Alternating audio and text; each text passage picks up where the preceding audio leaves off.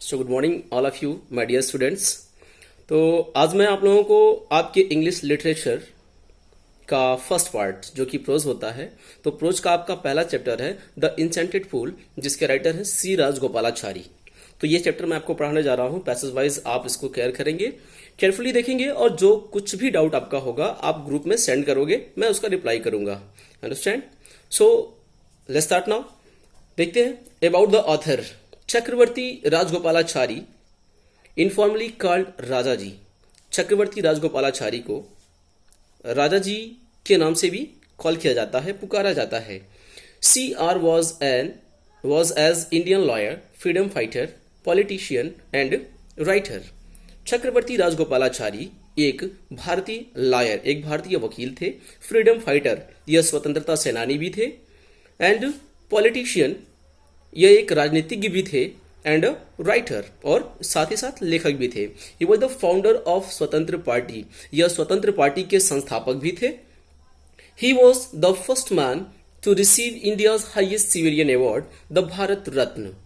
यह अपने इंडिया के एक पहले इकलौते ऐसे पुरुष थे जिन्हें भारत का सबसे बड़ा पुरस्कार, जिसे उच्चतम नागरिक पुरस्कार कहा जाता है, भारत रत्न, वो इन्होंने अचीव किया। ठीक है। He was also nickname as Margo of Shabir. इन्हें एक निक नेम भी दिया गया जिसे कहा जाता है मार्गो ऑफ शबीर।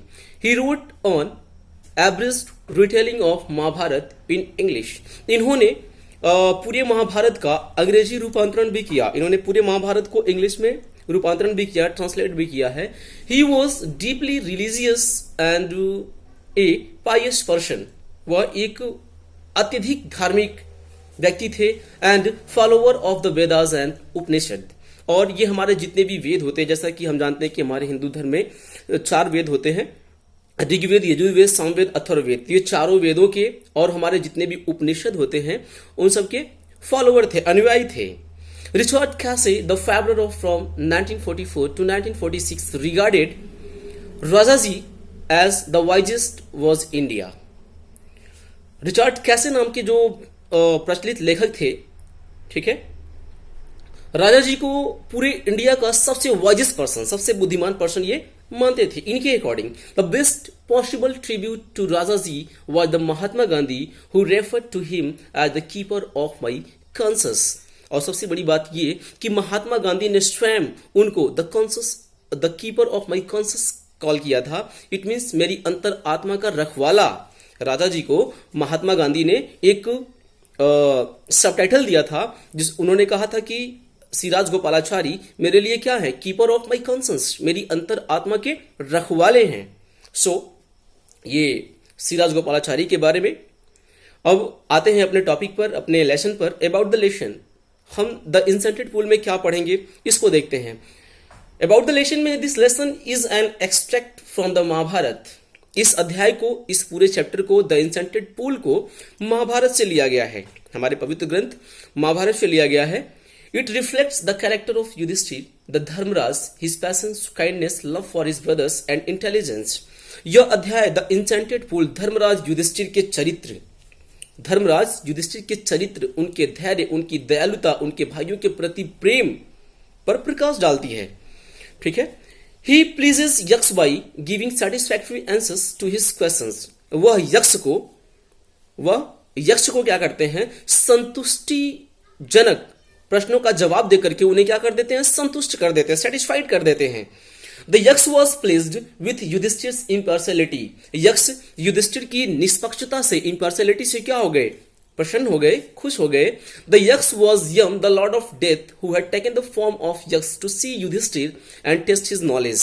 यक्ष मृत्यु के देवता यमराज थे, जिन्होंने यक्ष का रूप धारण किया हुआ था ताकि वह युधिष्ठिर को देख सके और उनके ज्ञान की परीक्षा ले सके। Being satisfied with his answers and he blessed him and disappeared. फिर क्या हुआ, जब युधिष्ठिर ने उनके सारे प्रश्नों का जवाब दे दिया, उत्तर दे दिया, उसके बाद से ही ब्लेस्ड हिम एंड डिसअपीयर्ड। तो जो यक्ष थे उन्होंने युधिष्ठिर को ब्लेस किया, आशीर्वाद दिया, एंड डिसअपीयर्ड, और क्या हो गए, अदृश्य हो गए। ठीक है। आइए अब चैप्टर में चलते हैं। आपका चैप्टर स्टार्ट होता है यहां से मैं आपको बताना चाहूंगा, इस पूरी स्टोरी में थोड़ी सी कहानी को मिस किया गया है। और महाभारत में पांचों पांडव जो थे, अर्जुन, भीम, नकुल, सहदेव और सबसे बड़े जो भाई थे युधिष्ठिर, इन पांचों भाइयों का 12 साल का वनवास हुआ था। और इस वनवास में, एक्साइल में एक कंडीशन थी। कंडीशन क्या थी? अगर इस 12 वर्ष के वनवास के अंतर्गत, अगर 12 वर्ष का वनवास इनका शुरू हो गया है, तो इस बीच अगर कोई भी व्यक्ति, साम्राज्य का कोई भी व्यक्ति अगर इन्हें देख लेता है, तो उस दिन से इनकी गिनती फर्स्ट डे से काउंट हो जाएगी 12 साल के लिए। ठीक है। सपोज दैट अगर 10 साल इन्होंने अपना वनवास काट लिया है, अगर 10 साल के बाद भी कोई इन्हें वॉच कर लेता है, देख लेता है, साम्राज्य का कोई भी व्यक्ति, तो इनकी जो काउंटिंग है वो फर्स्ट डे से फिर से 12 साल के लिए शुरू हो जाएगी। तो इस कठिन वनवास में ये पांचों पांडव गए हुए थे। और एक दिन क्या होता है, ये पांचों भाई टहलते टहलते टहलते टहलते एक जंगल के घने घने जंगल में पहुंच जाते हैं और वहां ये थक कर एक पेड़ के नीचे बैठ जाते हैं। फिर होता क्या है, और उसमें से सभी भाइयों को अचानक से बहुत तेज प्यास लगती है। तो डिसिप्लिन को देखते हुए सबसे छोटा भाई जाता है। ठीक है, पानी के लिए जाता है, पानी की तलाश में, बट रिटर्न नहीं आता है। फिर जो उससे यंगर ब्रदर है, जो एल्डर ब्रदर है, उससे वो जाता है, फिर उसको भी पानी नहीं मिलता है, वो भी रिटर्न आ जाते हैं। फिर थर्ड ब्रदर जाते हैं, फिर फोर्थ ब्रदर जाते हैं। इस तरह से देखा जाए तो युधिष्ठिर के 4 छोटे भाई पानी की तलाश में चले जाते हैं, बट वो रिटर्न नहीं आते हैं। फिर आगे क्या होता है, आगे की स्टोरी आपकी बुक में दी गई है। ये जो मैंने अभी आपको 2 लाइंस का जो ये टैग बताया है, ये स्टोरी में नहीं दिया गया है। ठीक है, आगे देखते हैं। Yudhishthira waited for his brothers in anxiety and thirst. Yudhishthira ने प्यास से व्याकुल होकर और चिंतित होकर अपने भाइयों का वेट किया, इंतजार किया। उसके भाई पानी लेने गए थे और वे चारों भाई रिटर्न नहीं आए थे। ठीक है, तो इन्होंने इंतजार किया। Can they have been subjected to a curse or they still wandering about in the forest in search of water. ये अपने मन में थिंकिंग कर रहे हैं, युधिष्ठिर अपने मन में थिंकिंग कर रहे हैं कि क्या मेरे भाई किसी शाप के, किसी अभिशाप के अधीन हो गए, या वे प्यास के कारण कहीं मर गए, या वे अभी भी पानी की तलाश में जंगल में इधर उधर भटक रहे हैं।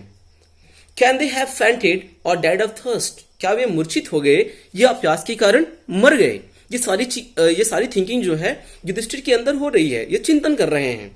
ठीक है, इसके बाद से देखिए, unable to bear these thoughts and driven by an overpowering thirst, he gave up waiting and started out to look for his brothers and the pool, hoping that he might find them.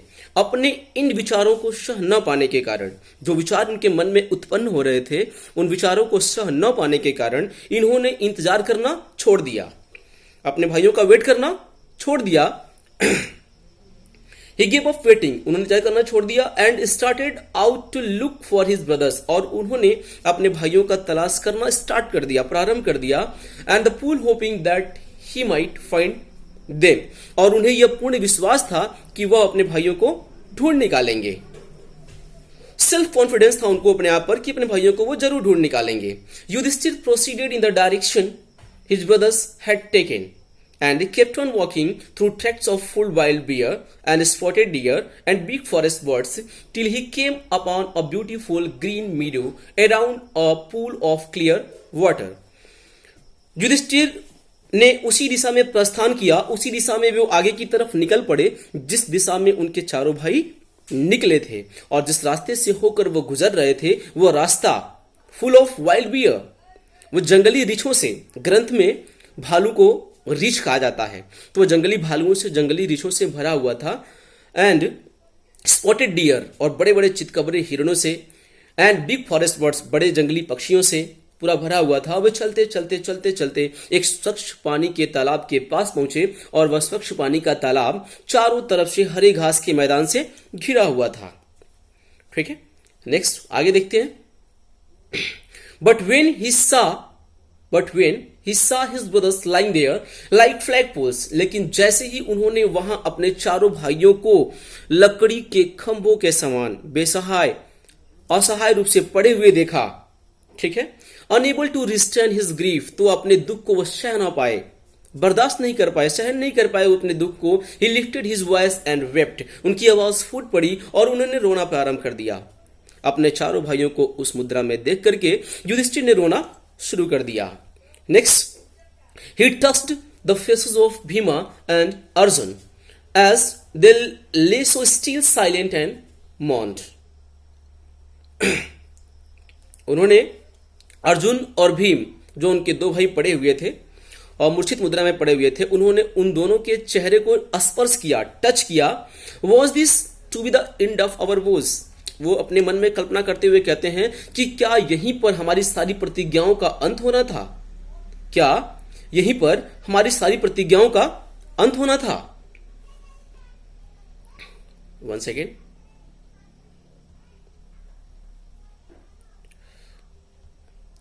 Next page आ रहा है।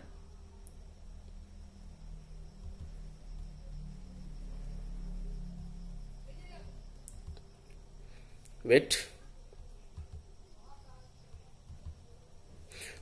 Just when our exile is about to end, केवल तभी जब हमारा वनवास समाप्त होने वाला था। क्या यही हमारी सारी प्रतिज्ञाओं का अंत हो जाना था? You have been taken away, आपने मेरे भाइयों को छीन लिया। यह एक चीज मैं आपको बताना चाहूंगा, जब हमारी कोई क्षति होती है, जब हमारा कुछ नुकसान होता है, तो हम सीधे भगवान पर थोप देते हैं। तो इन्होंने भी भगवान से ऐसे कहा कि आपने मेरे भाइयों को छीन लिया। ठीक है। Even the gods have forsaken me in my misfortune, इस दुर्भाग्य में भगवान ने भी मुझे मेरा साथ नहीं दिया। इस दुर्भाग्य में भगवान ने भी मेरा साथ नहीं दिया। आइए नेक्स्ट पेज पर चलते हैं और इसको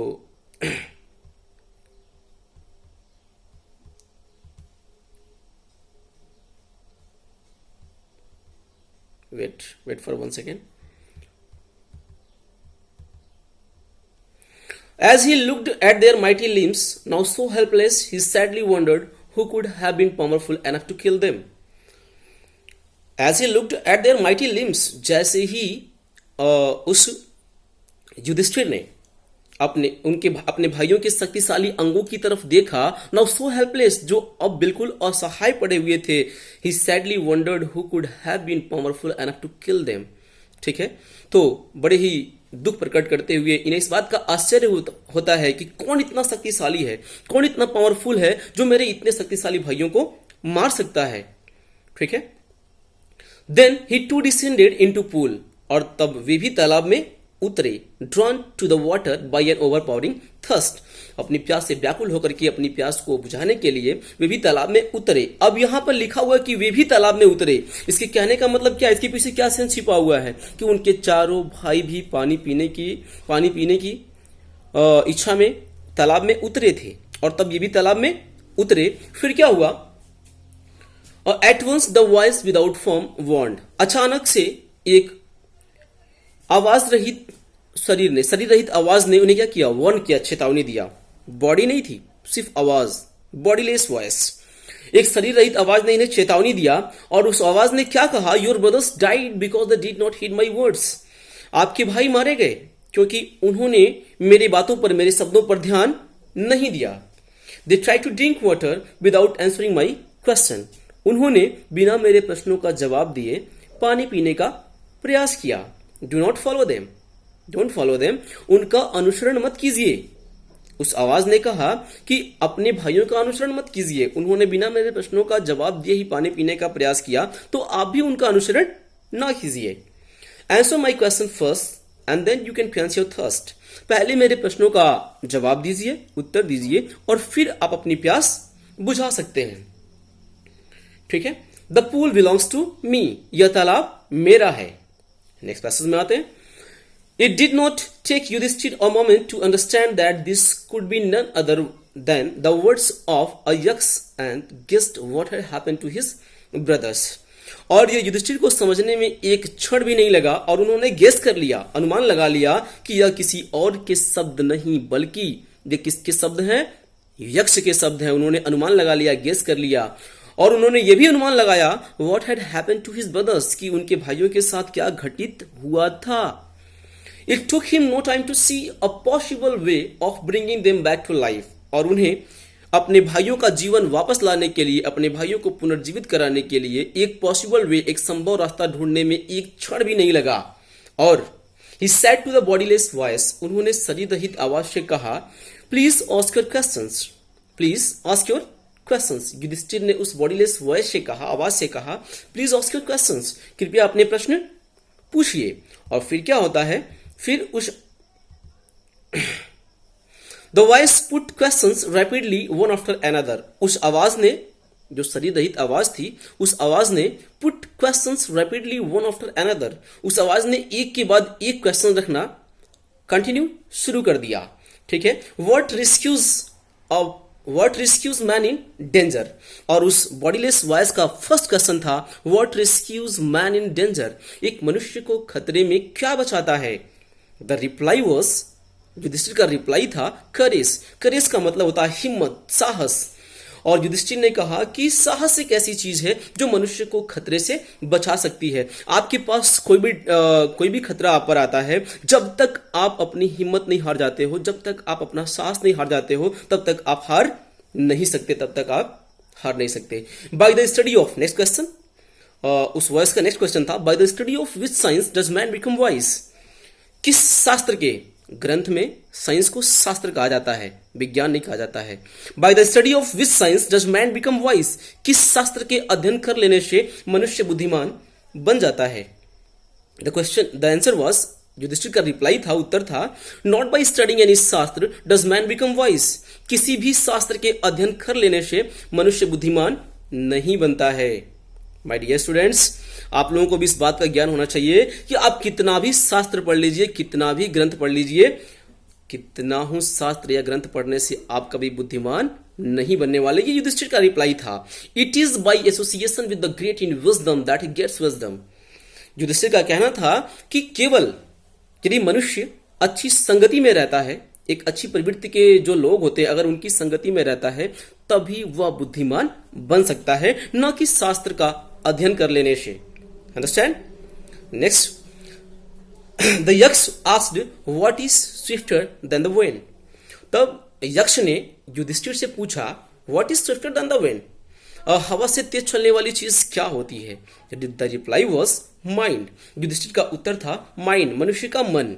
ये मन जो होता है वो क्या होता है, ये सबसे तेज होता है, हवा से भी तेज चलता है। आप यहां पर प्रेजेंट टाइम में हो, आप अपने घर पे हो, अभी आप बात करोगे अमेरिका की, अभी आप बात करोगे इटली की, अभी आप बात करोगे स्विट्जरलैंड की, तो इतनी तेज से कोई भी ऐसा वायुयान नहीं बना हुआ है, कोई भी ऐसा व्हीकल नहीं बना हुआ है जो इतनी फास्ट स्पीड से वहां पहुंच सके।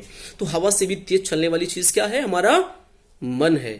Next question, what is more fated than a dried straw. What is more fated than a dried straw, एक सूखे तिनके से भी, जो स्ट्रॉ होता है, तिनका होता है, घास फूस होता है, पुआल कह सकते हैं, एक सूखे तिनके से भी अधिक मुरझाई हुई चीज क्या होती है। द आंसर वाज अ सारो स्ट्रिकन हार्ट, एक दुख से पीड़ित हृदय, एक टूटा हुआ जो दिल है, एक पीड़ित हृदय है, वह जो होता है वो सूखे तिनके से भी अधिक मुरझाई हुई चीज होती है। युधिष्ठिर का रिप्लाई था। Next question, what be friends a traveller, एक यात्री का हमसफर कौन होता है या क्या होता है। लर्निंग, आंसर था लर्निंग, ज्ञान। अब ज्ञान कैसे होता है हम सफर, आइए इस चीज को हम जानते हैं। सपोज दैट आप किसी व्हीकल में, by auto, by train, by plane, आप कहीं सफर कर रहे हो, आप कहीं जा रहे हो। अब उस ट्रेन में, उस एरोप्लेन में या ऑटो में आप बैठे हुए हो, आपको किसी से कन्वर्स करना है, किसी से वार्तालाप, बातचीत करनी है। तो जब तक आपके पास लर्निंग नहीं होगी, ज्ञान नहीं होगा, तब तक आप किसी से कन्वर्स कर पाओगे नहीं कर पाओगे। ठीक है, तो एक यात्री का हमसफर क्या होता है, उसका ज्ञान होता है। अगर उसका ज्ञान उसके पास है तो बहुत सारे हमसफर वो क्रिएट कर सकता है। Next question was who is the friend of one who stays at home. उस व्यक्ति का फ्रेंड, उस व्यक्ति का मित्र कौन होता है जो घर पे रहता है। स्टे का मतलब होता है ठहरना, रुकना। ठीक है, जो घर पे रहता है, घर पे ठहरता है, उस व्यक्ति का फ्रेंड कौन होता है। ठीक है, द वाइफ, उस व्यक्ति की वाइफ ही उसकी सबसे बड़ी क्या होती है, फ्रेंड होती है। Understand? The next question was who accompanies a man in death, who accompanies a man in death। मृत्यु में मनुष्य का साथ कौन देता है। जब एक व्यक्ति की डेथ होती है तो उस समय उस व्यक्ति का साथ कौन देता है? Do you know? Let's see. धर्म that alone accompanies the soul in its solitary journey after death. Yudhishthir का रिप्लाई था कि मृत्यु में धर्म ही एकमात्र इकलौती ऐसी चीज है जो मनुष्य का साथ देती है. कि धर्म क्या है, आइए इसके बारे में जानते हैं. धर्म क्या होता है? सपोज दैट आपकी डेथ हो गई और आपने बहुत अच्छा आपका जो बिहेवियर था, आपका जो कल्चर था, आपकी जो सिविलाइजेशन थी वो बहुत परफेक्ट थी और उससे सभी लोग सेटिस्फाइड थे. तो आपके जाने के बाद भी वो आपके कल्चर, वो आपका बिहेवियर, वो आपकी क्वालिटीज लोगों के दिलों में जिंदा रहेगी. और यही है धर्म. ठीक है, आते हैं नेक्स्ट क्वेश्चन पर. Which is the biggest vessel? Vessel का मतलब होता है, वैसे तो वेसल का मतलब पानी की बहुत बड़ी जहाज शिप भी होती है वेसल, लेकिन वेसल का मतलब तो बहुत बड़ा कंटेनर, बहुत बड़ा पात्र या बर्तन कह सकते हैं आप इस चैप्टर के अकॉर्डिंग. और which is the biggest vessel? दुनिया का सबसे बड़ा पात्र, सबसे बड़ा बर्तन कौन सा है? The earth which contains all within itself is the greatest vessel. Yudhishthira का रिप्लाई था, यह पृथ्वी जिसने संसार की, जिसने दुनिया की समस्त चीजों को अपने अंदर क्या किया हुआ है? समाहित किया हुआ है, रखा हुआ है. यह दुनिया का सबसे बड़ा पात्र है. अगर हम प्लेनेट की बात करें, ग्रह की बात करें, तो बहुत सारे ग्रह हैं, बट जितनी चीजों को संग्रह पृथ्वी ने अपने अंदर किया है उतनी चीजों को अदर प्लैनेट्स ने नहीं किया है. सो युधिष्ठिर के अकॉर्डिंग यह पृथ्वी जो है ये दुनिया का सबसे बड़ा बर्तन, दुनिया का सबसे बड़ा पात्र है. Understand? Next question was what is happiness? What is happiness? प्रसन्नता क्या है? खुशी क्या होती है? ठीक है, खुशी क्या होती है? आंसर था happiness is the result of good conduct. Happiness is the result of good conduct. अच्छे आचरण का परिणाम ही खुशी होती है. हम खुशी की बात करें, जो हम बिहेवियर, जो अपना हम बिहेव लोगों के साथ कर रहे हैं और उसका जो रिजल्ट हमें मिलेगा वो सबसे बड़ी खुशी है. सपोज एक एग्जांपल मैं आपको देता हूं. आप अपने स्कूल में पढ़ रहे हो, ठीक है, और आपकी ही क्लास में आपका कोई एक क्लासमेट्स ऐसा है जो बिल्कुल पुअरेस्ट है, हद से ज्यादा गरीब है और वो अपनी फी को भी सबमिट नहीं कर पाता है. सो अगर वो अपनी फी को सबमिट नहीं कर पाता है, सपोज दैट आपने 5 या 10 स्टूडेंट्स का एक ग्रुप बनाया और उस ग्रुप ने मिल करके उसकी हेल्प कर दी. अब उस हेल्प करने के बाद उसकी फीस सबमिट कर दिया या उसका बुक खरीद दिया, उसके लिए कुछ और ड्रेसेस वगैरह बनवा दिए. अब उसके बाद जो रिजल्ट आपको जो मिलेगा, जो सुख आपको मिलेगा, वो सबसे बड़ा हैप्पीनेस होगा. Next question was what is that by giving of which man becomes loved by all? वह क्या है जिसके त्याग देने से मनुष्य सबका प्रिय बन जाता है? ठीक है, the answer was pride, for if man gives off being proud he will be loved by all. ठीक है, युधिष्ठिर का आंसर था अहंकार, घमंड. क्योंकि अगर कोई व्यक्ति अगर घमंड को त्याग देता है, अहंकार को त्याग देता है, तो वह सबका प्रिय बन जाता है. Understand? The next question was what is the loss which adds joy and not sorrow? And not sorrow. What is the loss? वो कौन सी ऐसी हानि है, वो कौन सा ऐसा नुकसान है विच एड्स जॉय, जो हमें आनंद देता है, एंड नॉट सॉरो, और दुख नहीं. हमें कोई भी जब हमारा कुछ भी नुकसान होता है तो हमें बहुत दुख होता है, बट उस आवाज ने पूछा कि ऐसा कौन सा नुकसान है आपका जो हो जाने से आपको आनंद मिलता है. ठीक है, दुख नहीं. ठीक है, नेक्स्ट पेज. सो यहीं पे हम लोग ब्रेक करते हैं. फर्स्ट पार्ट में इतना ही, और कल मैं आपको इसका सेकेंड पार्ट सेंड करता हूं. Okay, thank you, all the best.